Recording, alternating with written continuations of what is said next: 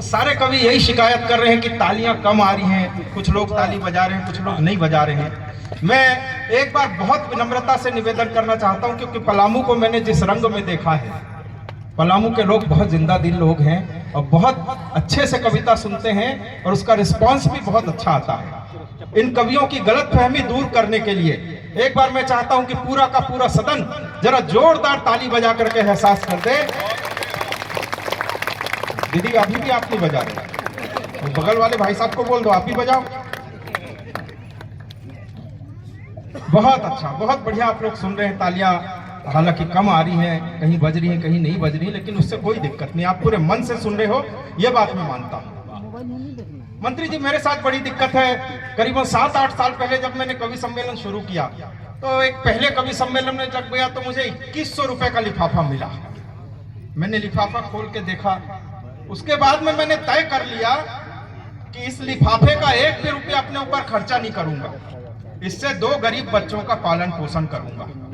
उसके बाद से मैं यही काम करता हूं कि कवि सम्मेलन का जो भी लिफाफा मिलता है वो मैं अपने ऊपर खर्चा नहीं करता, उससे 2 गरीब बच्चों का पालन पोषण करता हूं।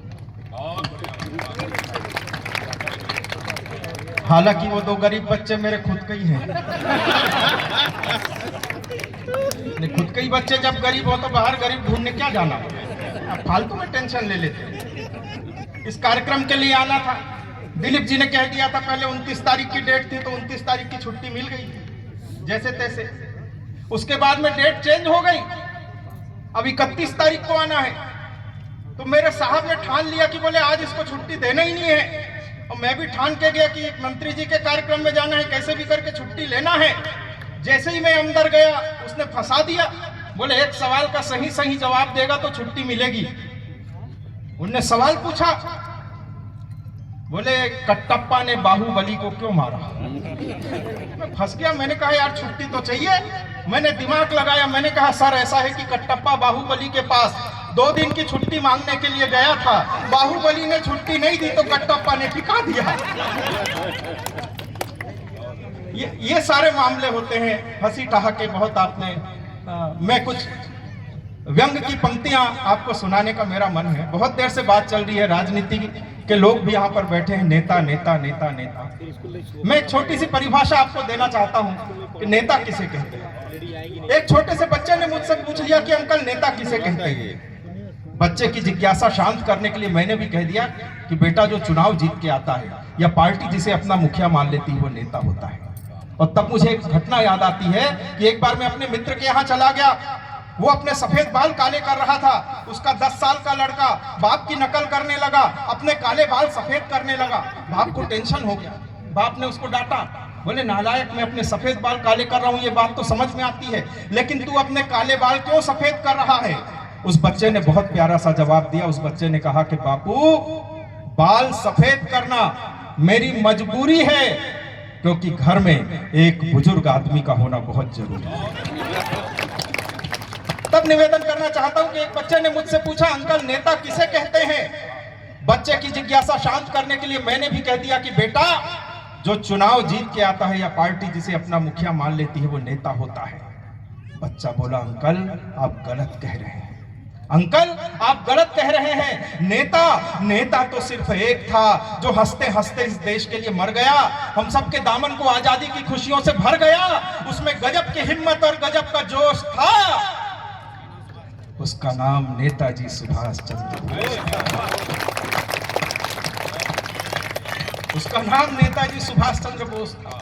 एक व्यंग का टुकड़ा और देखिए, ये इत्तेफाक है कि हिंदुस्तान के कार्यक्रम में है और हिंदुस्तान शब्द इस व्यंग में आता है कि एक विदेशी भिखारी भारत आया और एक भारतीय भिखारी के हाथ में एक मैला कुटेला कटोरा देख करके, जिसमें कुछ तांवल के दाने और कुछ मैले कुचेले सिक्के पड़े हुए थे, उस कटोरे की ओर देख करके उस विदेशी ने उस भारतीय भिखारी से पूछा कि व्हाट इज दिस, ये क्या है। भारत के भिखारी ने उसको जवाब देने के बजाय विदेशी के गले में लटकते हुए कैमरे की ओर इशारा किया और उससे उल्टा सवाल पूछा कि ये क्या है। विदेशी बोला, बाबू ये मेरा कैमरा है, इसमें देखो सुंदर सुंदर दृश्य और खूबसूरत जहान दिखता है, इसमें देखो सुंदर सुंदर दृश्य और खूबसूरत जहान दिखता है। वो भिखारी बोला, बाबू वो तुम्हारा कैमरा है जिसमें सुंदर सुंदर दृश्य और खूबसूरत जहान दिखता है। ये कटोरा मेरा कैमरा है, इसमें देखो पूरा हिंदुस्तान दिखता है। इसमें देखो पूरा हिंदुस्तान दिखता है। और मैं चाहता हूं कि मैं तो आपके बीच में आते ही रहता हूं, ज्यादा आपके खून नहीं पीऊंगा। मैं उस खूबसूरत एहसास को आवाज देना चाहता हूं। वाकई में थोड़ी देर के लिए, इतनी देर आप हंसी ठहाकों के साथ में रहे और उस शायरी को अगर महसूस करना है तो आइए शायरी के दरवाजे तक चलें। मैं उस खूबसूरत एहसास तक आपको लेकर के जाना चाहता हूं। पूरा हिंदुस्तान और पूरी दुनिया के लोग बहुत अदब और बहुत सम्मान के साथ में जिनको सुनते हैं।